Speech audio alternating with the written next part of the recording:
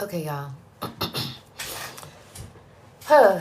All right. So when I looked up this morning, I was telling my story and I was telling you about all these different things that were happening to me. And then earlier, I'm gonna tell you something. Earlier, I was looking at TikTok, and this guy comes on,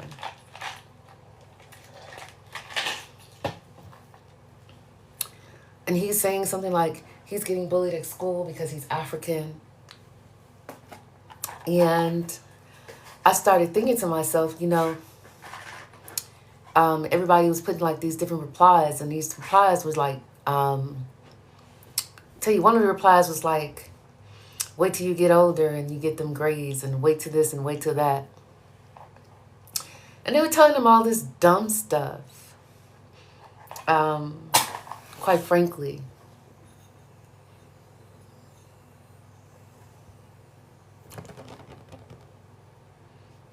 hold on a sec.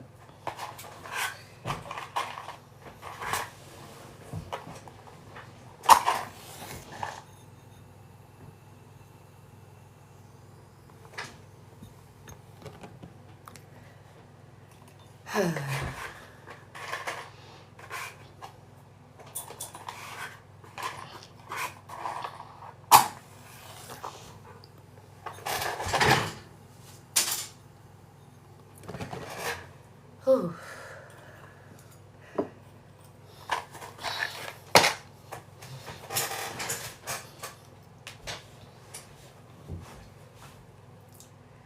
Yeah, I should have brought my notes.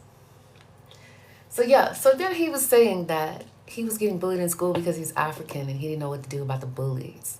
So all these people were in the comments telling him like, wait till them grades come in, or wait till you older, and this and that, and all this dumb stuff. You know what I mean? Like really dumb stuff that you tell people when they're getting bullied and they don't fight.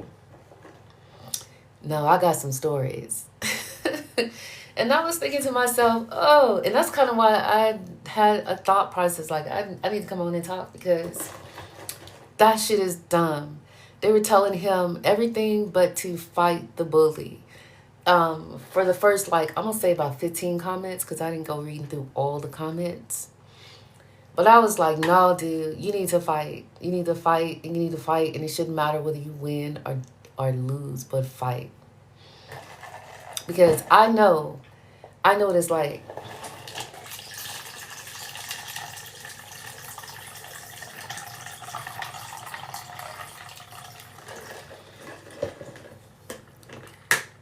Pour my tea.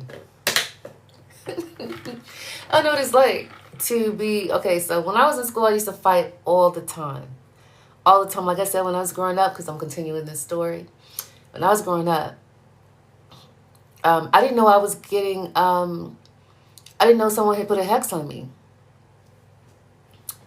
So because I didn't know somebody was putting hex on me, I was going through things that people who go through hexes go through. When, for instance, people start hating, things start happening to you, and you're getting into a lot of trouble and you don't know why. And so that was what was happening to me. I was getting into issues with people and I didn't know why. And people would want to like fight me. Now, I'm like, as an adult, I'm about 5'2", and I was 5'1" for a bunch of my adulthood. I just got to 5'2" somewhere in my 30s. And so I was like this shorter, I was kind of short. I've always been like a thin person. I was never like a fat person. Um, and so it was like, why does he want to fight me? And dudes used to try to fight me. And I used to fight dudes. So I used to get into confrontations and stuff all the time. And I got kicked out of like 3 or 4 different schools literally for fighting and confrontations. Yeah, about 4 different schools. I got kicked out of, where my mom finally just took me out of the regular school. I didn't have to go to like CLC, one of those schools where it was like alternative with people who was bad or whatever. I ended up going to the school where people had to have high TOS scores, because I was always smart. And I knew it was smart. I had honors classes, but for some reason I was in honors classes, but I was still getting into trouble, getting into issues.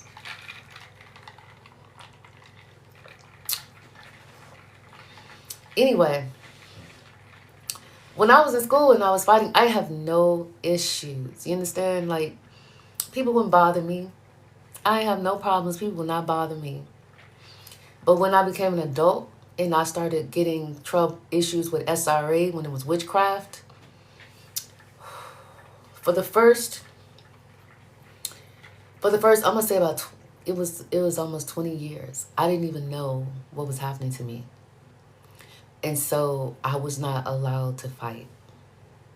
And do you know, when I found out what it was like to be bullied, now I don't know what the fuck them people was thinking when we was in school. I'm like, I used to be this, I used to take up for my friends. Like when they couldn't fight, then I used to like get in people's face for them, things like that. Now I'm so discombobulated. I don't know how they make it in the world. How did they live every day and not want to unalive themselves? I don't understand that. Now that I know what it's like to be bullied by a bully, and then people who do SRA, they do witchcraft, they some of the punkest, dumbest, most evil, and people you could imagine. But they get power, and it's occult power. So they do really atrocious, nasty things, because it's not in people's faces, it's in people's psychology. And so now that I know what it's like to be bullied by somebody, oh my God. I don't know how y'all do it. Anybody who's on here who has ever been bullied in school or who's ever been bullied in their life and they didn't stand up and fight, and they could, because I know what it's like to not be able to and not know what was happening to me. But now I know what the people who did it was like. How do y'all live and not want to unalive yourself? How do you do that? How is it possible that you want to get up every day and do shit? How is that possible? What makes you want to be you? Because I don't understand you. I don't understand you. I'm going to tell you, I don't understand you. When I used to see my friends and they used to be so scared, some of them, like, one of them married to a doctor. And she was real tall. She was like 6 foot, She was really tall when we were in school. So this girl was like 6 feet in school. But she was really skinny.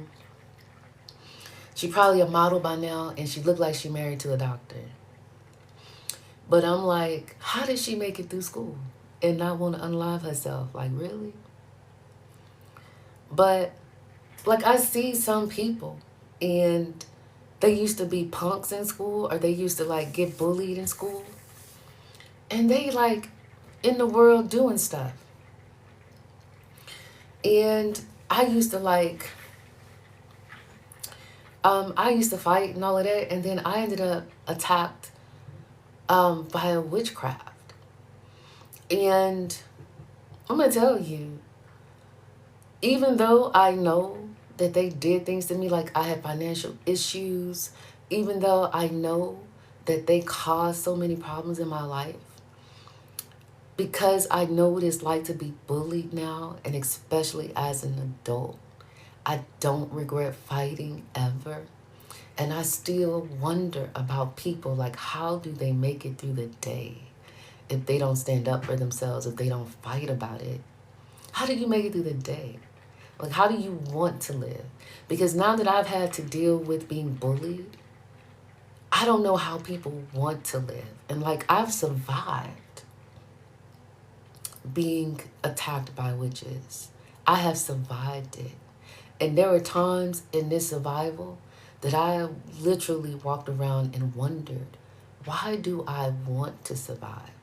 What is it that I want to survive for? If I have to live with what they've done to me.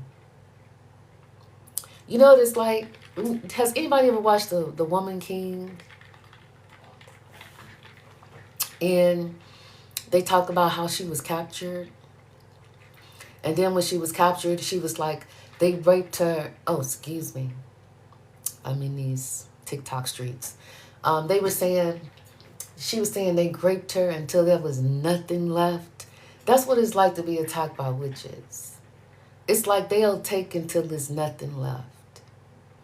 until you think you don't have anything left they can take, and then they'll start seeming like they'll try to find something new. And after that experience, who wants to survive? I was thinking to myself, why do I want to survive? Because if I survive, then I got to walk around and know that people did some of the things they did to me.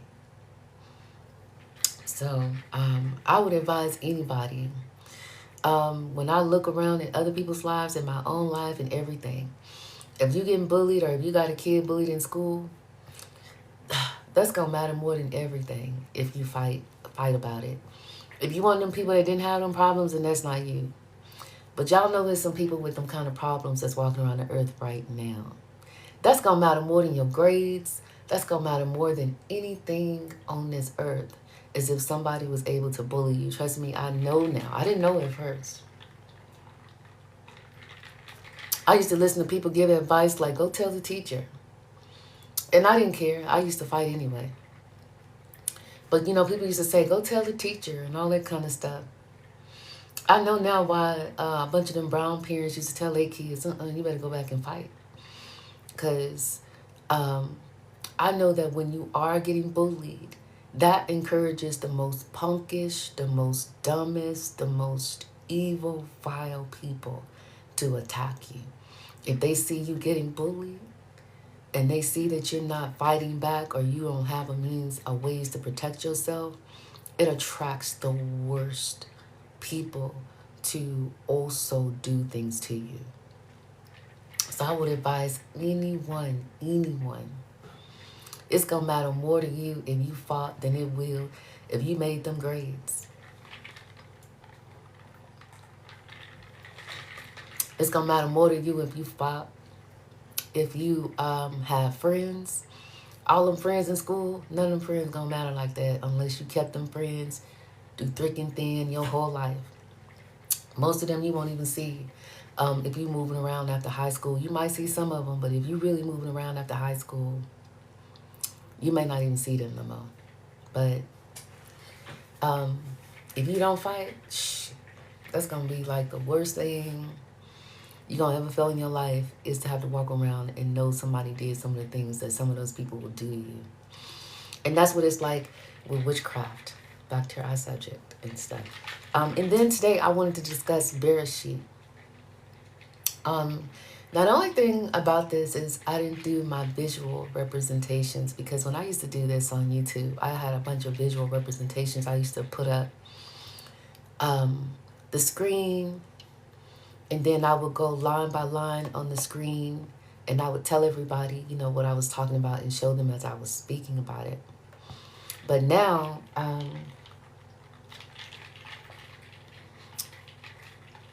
my visual representations, and I hope y'all can hear me, because I don't know if y'all can hear me, but now I don't have those visual representations set up at the moment. But then too, like, even though I used to fight, I kid you not, I have a picture in my school yearbook because I got into a fight on the second day of school. And it was a girl on the yearbook staff taking pictures in the class, and she happened to take a picture of me fighting somebody, and that's in our yearbook. And when I was in school, you know, I used to get into confrontations like that. When I started being attacked by witchcraft, they used to say, you a punk, you a coward. And let me tell you what happened to me. The woman who attacked me, they rich.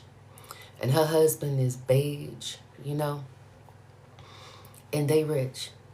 And he's a celebrity. So, you know how I'm me, and I be perceiving prophecy and things like that. And greater consciousness, like when I call the greater consciousness, I'm saying the stars, the earth, things that are over earth. There's an over earth and there's an under earth. And most people know that, some people know there's an under earth, but hardly anybody these days know there's an over earth. And the under earth people do terrible things to try to convince you that there is no over earth, because they want to believe that they're the most powerful, and they want to believe that somehow doing all the atrocious shit they did, that they'll somehow be forgiven one day. And so No, no, boo boo. There is an over earth and an under earth. So back to my story. Um, y'all know what to this shirt. I don't know what it is about this shirt. Um, so when, yeah, I have that picture in the yearbook of fighting, but when this lady, okay, so she does a destiny swap on me because she's punk, like she's a punk. But her husband does something that people, um, it's like it's a risky job. It's a job where people take a lot of risk. You know what I mean? And she wanted to be seen as a tough individual, and he wanted her to be seen as a tough individual. So what they did was they destiny swapped me. And then suddenly people started calling me a punk or a coward or treating me like a punk or a coward. Meanwhile, he was suddenly calling her strong, saying she's so strong, she's stronger than him, and all this kind of stupid shit. And she is like one of the worst, like I can see spiritual natures, and she is a punk. Like, so anyway, so suddenly that's what was happening to me. And so now I know what it's like, for someone to do that. In like when I was around my friends, they all knew I used to fight because that was a lot of my reputation, because I was getting into confrontations all the time. So I had this reputation for fighting. And if you ask like my friends and my folks, all of that, that's a lot of what I used to do when I was in school, because people used to like I was a nice person, but like it was like, but don't mess with me. You know what I mean?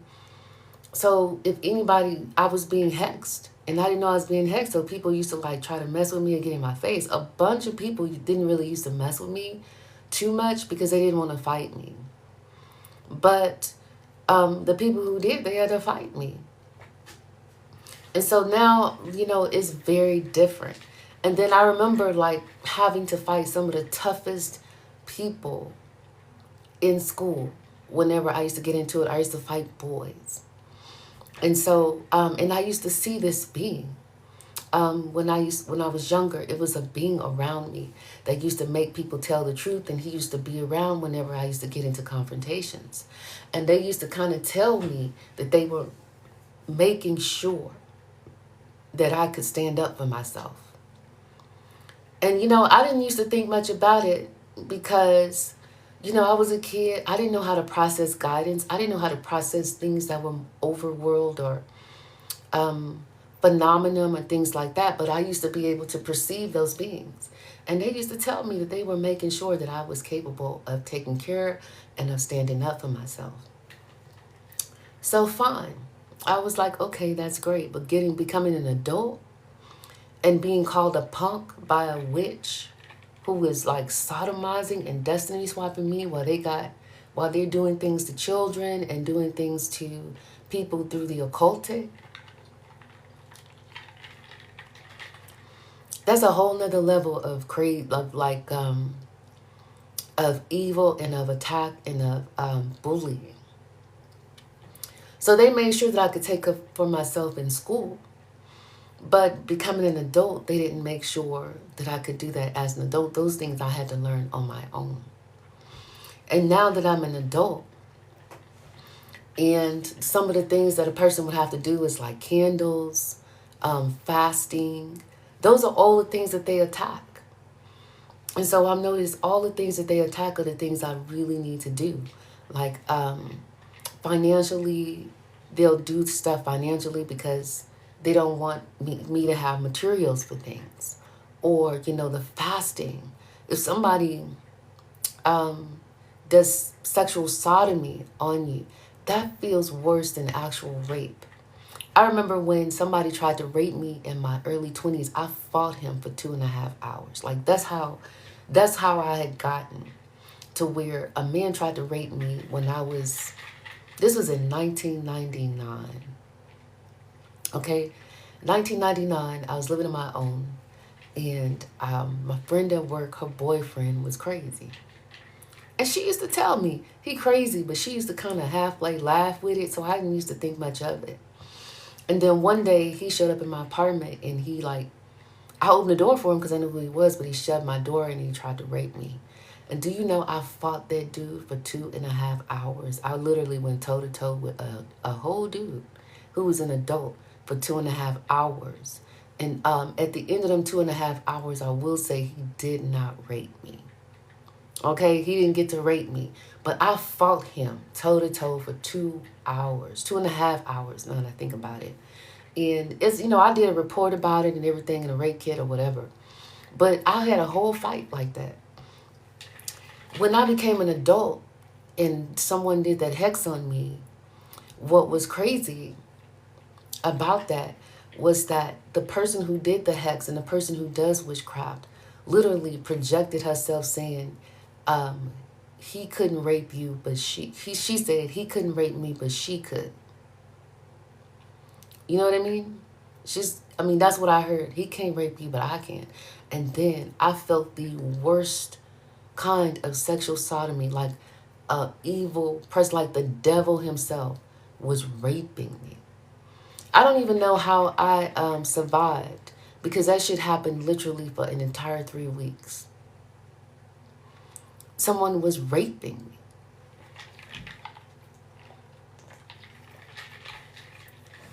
And so I don't know how I survived that. I don't know how I survived. I don't know how I ate.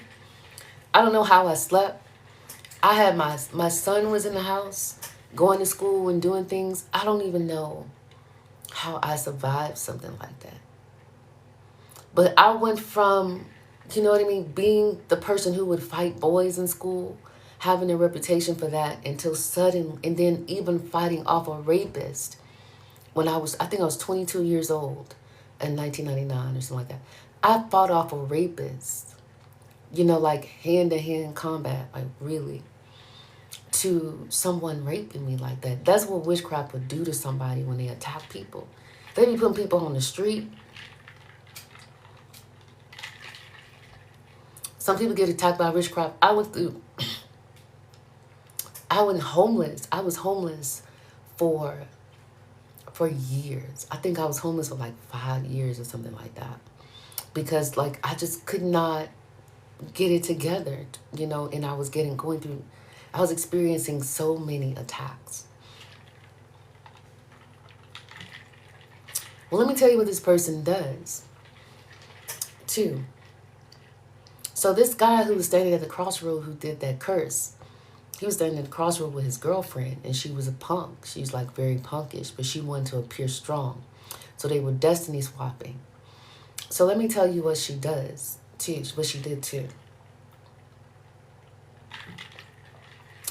She goes to the Charlotte police. Like, they talk to the police department. I don't know whether this was the FBI or the Charlotte Police Department. I don't know who this was. But it was some sort of police, department. Because then I started talking about them and what they had done to me. And she tells them this whole story about how she's so afraid that I might do something to her children, and I'm some sort of crazy person because I was telling them the stuff that she's doing. So they showed me, like I said, I'm a prophet, so I perceive a whole bunch of things in consciousness, and I perceive, what she does. She talks to the police, and she puts on this whole sob story, and she talks about, she's all in front of the police like, she's so afraid for her children, and this crazy person might come up and do something to her children. You know what I mean? Because like I'm very angry, and they were attacking my son, and they were attacking me. So then like now, and for a while after she does that, and really it started immediately after she did that, he starts trying to tell me I need to go and confront them. They did a whole bunch of stuff to me first, satanically, like through witchcraft. And then they go talk to the police, say they're afraid for their children, and starts trying to say that I'm some sort of crazy lady or whatever, to the police. Although, you know what I mean, they're doing, like when they attack through the satanic, it is the nastiest, most hateful, evil stuff you could imagine. They literally project themselves having intercourse with minors, because they're trying to destiny swap it. So when somebody destiny swap you, they'll like have intercourse with a minor and then they'll try to force you to feel some part of it or at least see it because they're trying to make your life miserable so they don't feel anything from it. So immediately after she says this kind of thing, he starts going through the extreme of trying to get me to go and confront him. That's his whole thing, is you need to go and, I like saying that I need to go and confront him. Now this is a rich dude, a celebrity. He got security guards around him. Okay? And then I lived in North Carolina.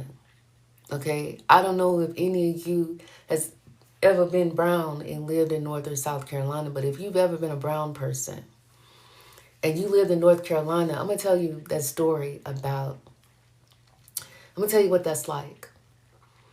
If you ever heard that story of that woman, she spent the night, it was one brown lady. She spent the night with like 6 or 7 beige women.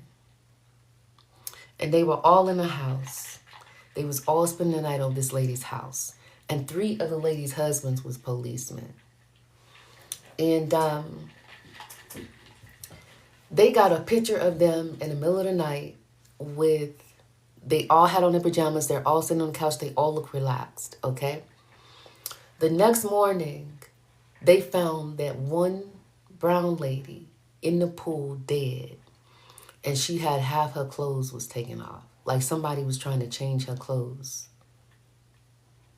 And in the pool or something. Like maybe they were trying to take something off because it had blood on it or something like that. That's what it's like to be. And then let me tell you what happened. They did the investigation the next morning. None of the beige ladies said they knew what happened to her. They were all like, they were so clueless. They have no idea what happened to her. Okay? And then they let one of those beige ladies go to get the policeman breakfast while they were doing the investigation. Why would one of the women in the house even go, if the police wanted breakfast, they could have went and got that themselves. They could have dispatched another police officer to the scene and had him bring them breakfast. But no, they let one of those women whose husband was a police officer go get them breakfast in the middle of the investigation the next morning. And then after all is said and done, well, after all about this case so far, they're saying they don't know what happened. They're clueless. They don't know what the fuck happened. One brown lady in the whole house, she turns up dead the next day in the pool with half her clothes off. And this was in South Carolina, and they don't know what happened. And then they say while she was there spending the night with that lady the night before, she confronted one of those ladies and said her husband was inappropriate with her. Now, I know a little bit about something. Now, I don't have any races against beige people, don't get me wrong. And them beige Satanists, they lie to everybody. And at the end of the day, when we brown, what I do know is we got to fight the brown too, because the brown Satanists do you so dirty. Like, if I didn't know some of the things I knew, I would hate brown people. I would hate brown people too. Like, so I am not racist, trust me, because I know some brown Satanists do some evil stuff and some beige Satanists do some evil stuff. But that's what it's like to live in North and South Carolina. Okay? She turned up dead in the pool. Somehow, none of the beige people know what happened to her. One of the beige ladies whose husband was one of the police officers goes to get everybody breakfast unnecessarily. And the case is just seen as an unsolved mystery. So now it circulates on the unsolved mystery channels. So you and I both know what complete crazy dumbass shit that is for anyone to be able for that to happen, and that all those beige people lying, all of them lying, okay? And so, and I know what it's like to deal with a beige woman, you know. And let me tell you something, and this is nothing against all beige women, but this is a real thing that happens. Some of y'all, when y'all beige, y'all like us with, you know, this tone. Y'all real cool with us. Y'all love us. We real cool. Y'all are great to us and we great, you know. But then when one of y'all boyfriends or husbands start looking at us or think we cute, then it's like y'all hate us, y'all want to kill all of us alive. Suddenly, y'all think we the worst thing on earth, and y'all literally will do anything to kill every brown person on the face of the planet. All brown women, by the way, because the brown men, for some reason, y'all still think it's okay. And this one brown lady, she had a whole video about it on YouTube, and she said it, and I realized that maybe she's right. But that is, she said that she noticed that some beige ladies have to feel all the time like they better. And if it's anything that happens, and they're only good with us or cool with us if they're being made all the time to feel like somehow they're better. And if something happens to make them feel like they not, then they want to kill all of us. They hate all of us, and they feel like all of us just is complete. You know what I mean? Like we should be just erased from we should be erased from the planet Earth and all that kind of stuff. So maybe she's right about that, you know, and I feel like that's what probably happened there. But either way, what happened to that lady is what it's like to live in North and South Carolina, to be a brown person. It's what it's like, you know. That's literally what it is like. That's what it feels like all the time. Just like a brown lady waking up, everybody waking up the next day, when the light comes, when the sun comes out, the brown lady's dead in the pool, and none of the beige people in the house know what happened. And it's an unsolved mystery, you know, officially. But we all know, everybody in the house knows exactly what happened. So, either way, as I was saying, and now I want to talk to y'all about, but I didn't just come on here to talk to you about witchcraft and what happened to me with witchcraft. I also came here to talk to you about sacred text. Because I interpret sacred text. And so if you all look on my profile, you will notice that what I do is I interpret sacred text. And I've been doing that for like 20 years. So I know a bunch about sacred text, and I interpret all sacred text all over the world in every region. If it's sacred text, I know it's sacred text. If it's not sacred text, then I know it's not sacred text. And I can tell when things are missing. I can tell when people have changed things, that kind of thing. And there are 3 of us in the entirety of the world who do this. If you look in Revelations, you will notice that it says that there are 3 of us, 3 of the Gnostics, and we all interpret sacred text. Now, most people, when they probably read Revelations, they are seeing the satanic interpretation of it. And it's so interesting today because I saw this man talk about who King James is. And he was so shocked that he didn't know who King James was. And he was like, he didn't know who King James was. And he, he was like that. And he's, because he was saying it was a different God than the God that he was used to. And I wanted to say, it's Elohim. So that's the next thing I'm going to tell you about. Okay? When you look in the sacred text, always in the sacred text, when it says Elohim, that word is a plural form of God's. Okay? God's is all over the sacred text. Elohim, Elohim, Elohim. And as a matter of fact, it does not ever, in any of the texts, ever say God. Not one time, not one script. I'm literally telling you, if you were to not bother, honestly, because it shouldn't be a bother. One of the things I was made to understand in my interpretations and as my connections to greater consciousness. And no, I'm not a Satanist. When I say greater consciousness, I mean beings who are not evil. but who are more dimensional. They make sure that I have had an understanding that anything that a person is going to dedicate or say that they're dedicating their life to, or that they are basing their life on, they should research. They should absolutely know what it is and research it. And if you research sacred text, you can't do it without reading Hebrew. Now, Hebrew is star language. Okay? When you read Hebrew, what you are looking at when you look at those Hebrew letters is constellations. If you will notice, if you look at the constellations, all the constellations are the shapes of the Hebrew letters. Did you know that?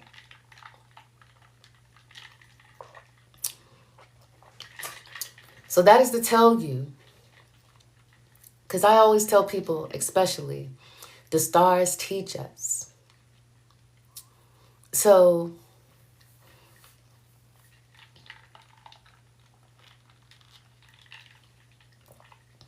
the stars are the ones who teach us. They're the ones who grade us. In order for you to learn anything and evolve, you must evolve by connecting with something that is smarter, that has more knowledge. Human beings don't evolve by connecting with other human beings unless those human beings that they connect to have a connection to beings who are more dimensional and good. Because if they're connected to a being who's more dimensional and evil, evil will not teach, and evil will not evolve anyone. And so it is important to know that evil does not evolve anyone. And I should know, I was attacked by Satanists, I was attacked by witches. So I do know that evil does not evolve anyone for any reason. And that was one of the main things I was taught as I was doing this. Okay, there are beings of the under earth. They are more dimensional beings. Now, what they taught me in the over earth was that the more dimensional beings in the under earth are the beings they don't like. Them the beings they want to get rid of. Because they are the ones who are diseasing those who are more dimensional. And in order for those beings to continue, they pull from the less dimensional in order to continue to cultivate their presence and their ability to live. And that's why when you they talk about low vibrational energy and energy that needs other energy, they don't create anything. They just copy the things that are already created, and then they do like the opposite of those things. That's what they mean by that. So they are low vibrational. They are evil kind of beings. Y'all know what? This shirt is messing with me. I'm probably going to change my shirt.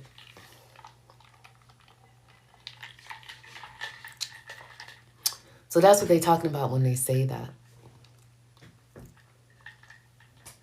Then, like, it's the vibe. It's the vibe this shirt is giving off. I was just going to, like, the store or something, and I was putting this shirt on.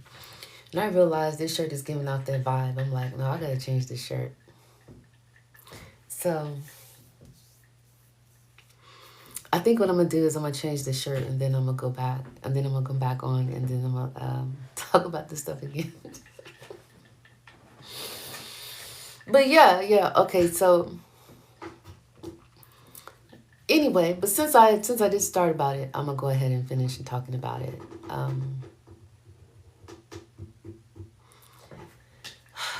Since I did start. And then I'll change my shirt, and then I'll start again. But I wonder, how is people able to pause this? I've seen people pause this, and I wonder how I can do it.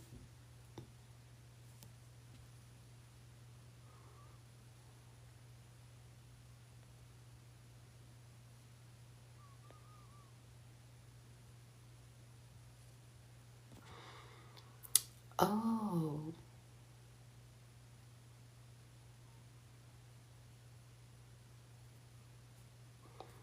Okay, so that's how they did it.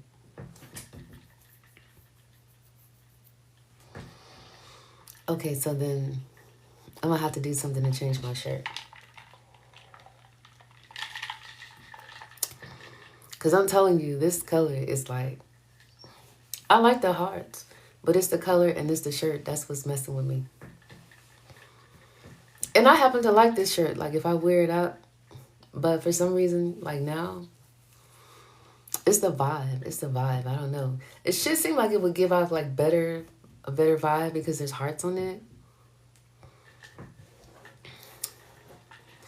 But either way, as I was saying, so either way, when you look in there, it always says, and then this like gets, what gets to what I do encounter when I talk to people about these kind of things is they know.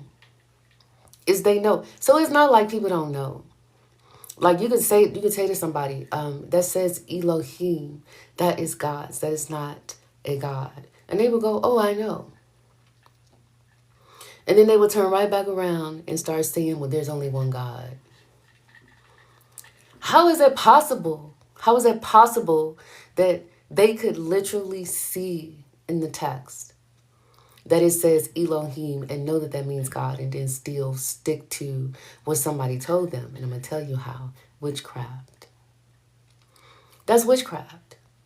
See, the people who told people that that was one God and made people believe in that one God and put Lord all over everything because the fear of a Lord and Master is the beginning of wisdom. They trained people to be enslaved. So all you Christians, y'all don't understand it, but you will. I'm not saying y'all understand it. Some of you probably do by now. Y'all are being trained to be enslaved. And that's how they did it. That's part of how they did it. They made you think that this God was sitting in heaven and he was this absolute tyrant and a complete piece of shit. But you better do everything he says. Because if you don't do what the fuck he say, you going to hell. Or somehow he gonna strike you down. And what's so crazy is people doing evil all over the place. Doing the most atrocious, nasty, evils. And they ain't scared. Do you know why they ain't scared? Because they the ones who taught y'all to be enslaved. They the ones who taught y'all to fear. That it was going to be some God was going to strike you down. They the ones who taught y'all to say Lord and Master all the time. But we didn't teach y'all that. We didn't teach y'all that when we interpreted this text and we wrote this text. That text says Elohim, that says gods. Because you're supposed to be cultivating your godship. Do you know that in Bereshit it says that the gods rest on the seventh day? Because if you know about alchemy, beings are formed and the being is formed on the sixth day. And the gods said, let us make men in our image. And so they were making men in their image. And alchemically 6 is when you will be made in the God image and become the God. And so the gods rest on the seventh day because they don't have to cultivate you into godship anymore. So now the gods can rest and the man can put love into self and put love into the world because he is now the God. He has now the godship. So y'all been walking around being trained not to cultivate your godship, but to worship a Lord and Master. And then some of us are really good and we cultivating that anyway. And do you know it bothers you when you don't have a God leading you? That's why when you see a whole lot of these world leaders and shit, they are so evil. They are such evil, nasty, terrible, perverse individuals. And they do the most terrible things. And they are not cultivating Godship. So it always bothers you to have them leading you because they don't lead you. They're not good stewards of power. And a God is a better steward of power than somebody. Those are fake gods. Those are people who eat from the tree of the knowledge of good and evil. Okay? So when you talk about the tree of the knowledge of good and evil, and I'm going to change this shirt and talk about this again because I'm talking about this shirt is like really, I don't know. The tree of the knowledge of good and evil. Okay?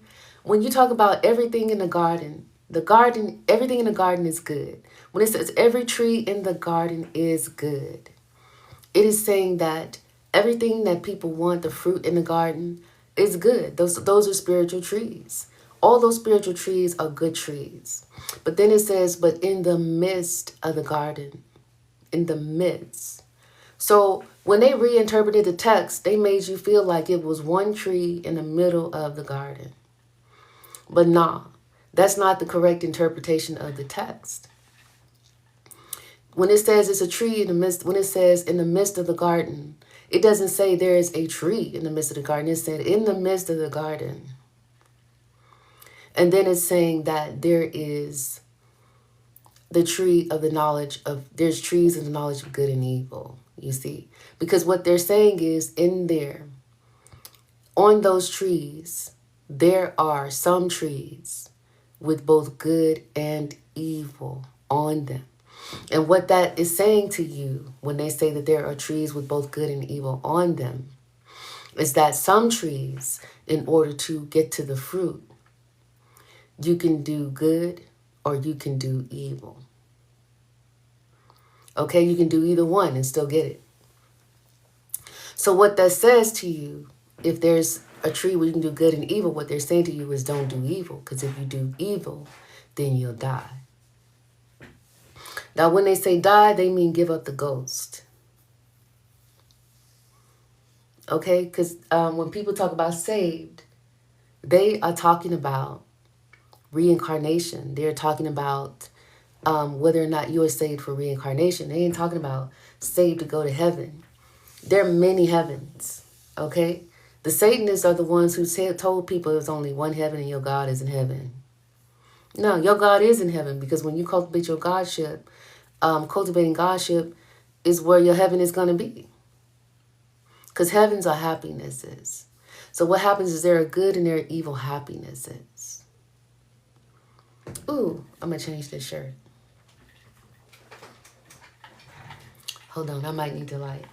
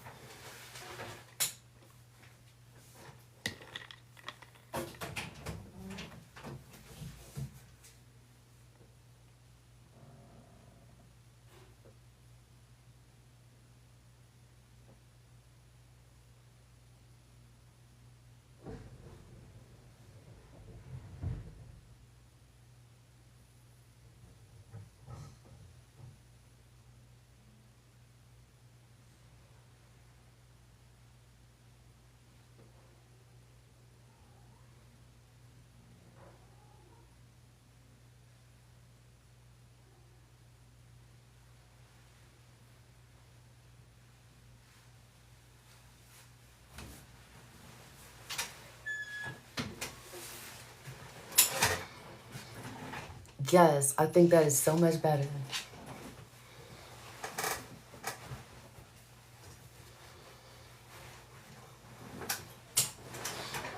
Right. Okay, so back to what I was saying.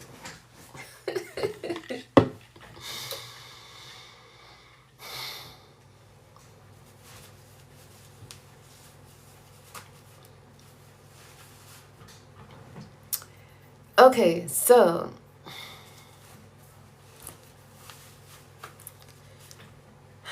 tree of the knowledge of good and evil. And then too, like, part of me want to also talk about some of the things that have to do, some of this stuff gonna have to do with witchcraft, because when you're talking about the tree of the knowledge of good and evil, okay, that's what I was at. Okay, so that means you could do either good or evil to get to that fruit on the tree.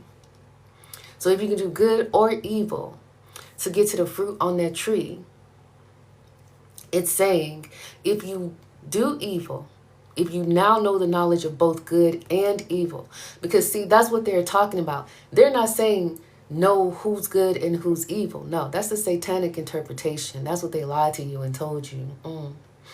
What they're saying is now you know both. That's why it says both good and evil. So you got to know how to interpretate that alchemy. Because you're only supposed to know good. You're only supposed to know what it's like to do good, to get to the fruit on those trees. But now if you know how to do both good and evil to get to those fruit on those trees, then they say you'll surely die. You see? And then when it says the serpent talked to the female, it's telling her, no, you won't surely die. You understand? It doesn't say, oh, you ain't gonna die. He says, no, you won't surely die. Because it's important to know that interpretation is he's saying, no, it's not a guarantee you're gonna die. And then when he says it's not a guarantee you're gonna die, what he says is, the gods, the Elohim, know that then you'll be like them, knowing both good and evil. And then it says something like that. Wait, I know that it says that. That's not what I'm saying something like that for. There's another part of that script that I need to remember right now. It says you'll be alike. That's what it says. It says the Elohim knows that you will be not a Elohim, okay? Because you have to realize that you're cultivating God's shit. So you're not going to be a God. You're going to be like a false God. Because when that script says that, it doesn't say you're going to be like a God, knowing good and evil. And that's the false interpretation, okay? It doesn't say you're going to be a God. And so they misinterpreted it because English is a language that interprets the way that it does because it is an influence of the evil who interprets it in English like that. And who cultivated English the way that it is. It does not say you'll be as an Elohim, knowing both good and evil. That's a misinterpretation. Okay?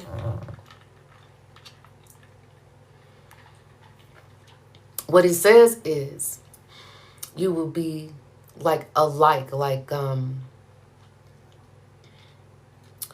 you will be, I want to say, because it's like a false God. Because a false God would know good and evil. It's not to say you're going to be a God. You know, once you start to know evil, you can't really cultivate Godship anymore. And so that's why the important part of that script is when he turns to the evil. When the Elohim becomes walking through the garden, if you'll notice, the Elohim turns to the evil. And he tells the evil he gonna crawl along the ground. You see? He said you're gonna crawl along the ground. And he said to that evil that, you know, they were ashamed and they were given animal skins. You see where I'm going? So if you're a God, if you become a God, okay, it's like you're not going to crawl along the ground and then get animal skins. Because that's not what a God does. You see where I'm going? The God comes walking through the garden. So if you say that the person becomes a God, which is what the evil interpreted it to y'all to say, that the person becomes a God. No, the person doesn't become a God. The person is a false God. And that false God gets animal skin. And then it tells that false God they're going to crawl along the ground. Now, the importance of knowing about modes of navigation of sacred text. Let me see if I'm turned up. Okay. Sacred text, there are modes of navigations. Those modes of navigation are different. Walking, crawling, running, dancing, all of that is part of modes of navigation. That is those, and swimming, okay? Rowing when you're in a boat. Those are the ways that you navigate life. And so if you're crawling, you're struggling. If you're running, you having a, you flowing through the society, through the environment. Okay? If you are walking, that means you're walking along and you're not having a hard time. So when he tells them false gods, they gonna crawl, he's saying that those who are cultivating good are gonna make them crawl because they false gods. But when you go into sacred texts in a bunch of different places, you see where the evil has begun to walk, have begun to do different other things. And if you go into different alchemical stories, it tells you alchemical stories of the evil who are dancing like no one could ever dance. For instance, if you look at Job,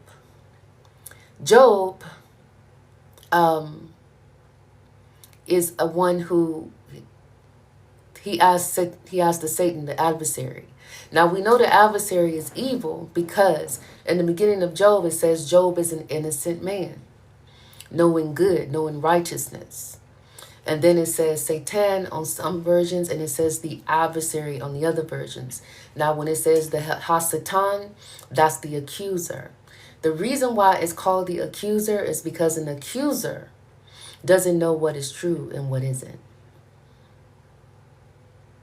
So an accuser who moves on something that they don't know is true or on an accusation is a liar because they're moving on something that they don't know is true.